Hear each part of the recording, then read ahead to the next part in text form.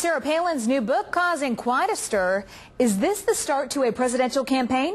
Here is Scott Mitchell with today's Your Vote Counts. Well, talk about your runaway jury. The President of the United States has decided, and his Attorney General, Eric Holder, has decided, we're going to take Gitmo, the big fish at Gitmo, Khalid Sheikh Mohammed, take that military trial, move it to New York City, and have a civil trial. Counselor, I got a problem with this. And I understand it, too, and I have a problem as well. I disagree with the administration in Washington on this one. This was an act of war by war criminals that should be tried as such. They should be tried on Guantanamo Island, where they're now being housed, and their punishment should be that we should dig a big hole, stick them in the hole for the rest of their lives, never to be seen from again. That's what we should do because they want the attention and the publicity in New York City. I find it disingenuous, though, for my friends on the right here, especially a guy by the name of Rudy Giuliani, who's running around saying that the administration is wrong. Yet 4 years ago, he said that we should try this in New York City, and these guys on the right could care less about New York City. Now they're all of a sudden... Rudy wears Yankee hats. Who listens to him? Mixed message, Richard. Here's a mixed message. Did they give these guys Miranda rights? How can you take a military situation and move it to a civil court? Oh, I don't know. It sounds like CSI Kandahar or something to me. This is really unbelievable. It quite possibly is one of the most reckless, irresponsible, and perhaps unnecessary decisions by any American president in the history of this republic, for goodness sakes. The fact of the matter is these people are not ordinary, run-of-the-mill criminals. They flew planes into the World Trade Center, into the Pentagon. They are terrorists. They committed acts of war, and it is absolutely outrageous that we're extending them the same privileges and immunities that we give to U.S. citizens under our Constitution. They ought to be tried in military tribunals, not on American soil in Article III courts. Which is what Sarah Palin thinks about the American press changing subjects. Do you think, now the book is out, the book tour is underway. Is she a viable candidate for 2012? Well, and not only that, she'll obviously be down at her book signing on December 3rd at 7 p.m. at Hastings Bookstore in Norman. Listen, yes, I think she's viable. I think Sarah Palin is a force to be reckoned with, not only politically, but within the Republican Party, as long and as much as she wants to be. And quite frankly, guys, I don't know what there is not to like. She is a smart, attractive, conservative woman. She is pro-life. She's pro-gun. She's anti-illegal immigration. It kind of makes my heart go pitter-patter, and yes, I very much think she's a player in Republican politics, and I think she is somebody to be reckoned with in 2012. Time's up. Did you really say that with a serious face? I swear to God, you got to be kidding me. Sarah Palin, you got to be kidding me. You know, I listen to sports radio a lot. There's a guy on there that goes by the monitor Wingnut.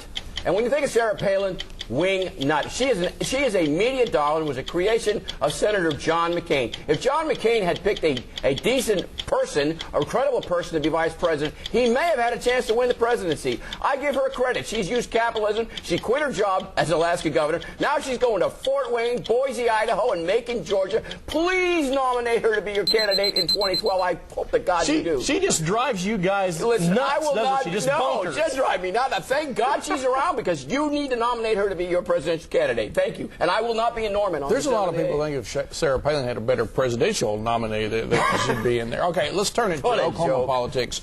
We saw this week one of the most horrific crimes that's ever been committed in this city, the death of young Tommy Wolf at the hands, allegedly, of his father.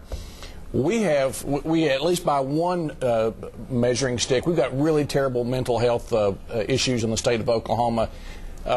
Oklahoma City Police say, or the Nichols Hills Police say, no drugs, no alcohol, mental health issues. Are we addressing these things in Oklahoma well? No, not at all. For example, last year, my friends on the right here who created their budget in a closed, smoke-filled room cut the budget for the Office of Substance Abuse and Mental Health. Last Friday, the Board of Governors for that agency, because they're running out of money because it's their budget, cut $7.5 million out of the budget for mental health services. We are 49th out of 50 states in the nation on this. These guys on the right talk a big game. When they're talking to you, they talk about it, but behind closed doors, they always get the most vulnerable people, the shut-ins, the veterans, and those that need mental health services. It's a disgrace what we've done at the Capitol. Is this a mental health issue or a crime issue or both? How do we deal with this? Well, Scott, the answer is it's both. But listen, this story, quite frankly, as a father, makes my heart hurt. It is sad, and quite frankly, it's even beyond that. It's distressing. This Dr. Wolf obviously had some serious mental health issues for most of his adult life. That was compounded, obviously, by some very bad decisions that he made, a history of alcohol and substance abuse that led to paranoia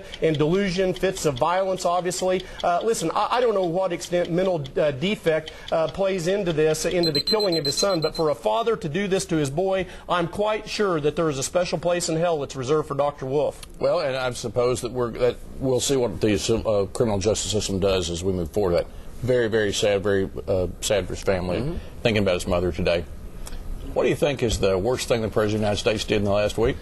Oh, goodness gracious. I mean, what an unbelievable embarrassment. And quite frankly, as an American, it just made my blood boil to see President Obama bow down before the Emperor of Japan. Listen, the President of the United States shouldn't be bowing down before any flesh and blood man. I don't care if it's the King of Saudi Arabia or the Emperor of Japan. Our friends don't expect it. Those people who don't like us don't deserve it. And those people who hate us see it as a sign of weakness. Richard, guys, the apology tour has got to stop. The bows have got to stop.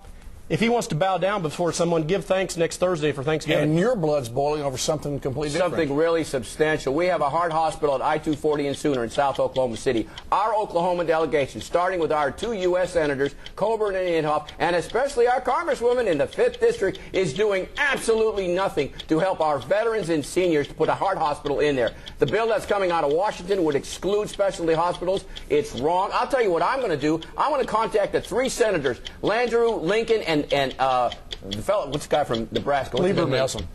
Nelson, and write to them and ask them for help for our Oklahoma veterans, because our delegation won't do anything. We will look for the letter. It's your Democrat, your No, it's your delegation that's doing nothing. You're darn right on it.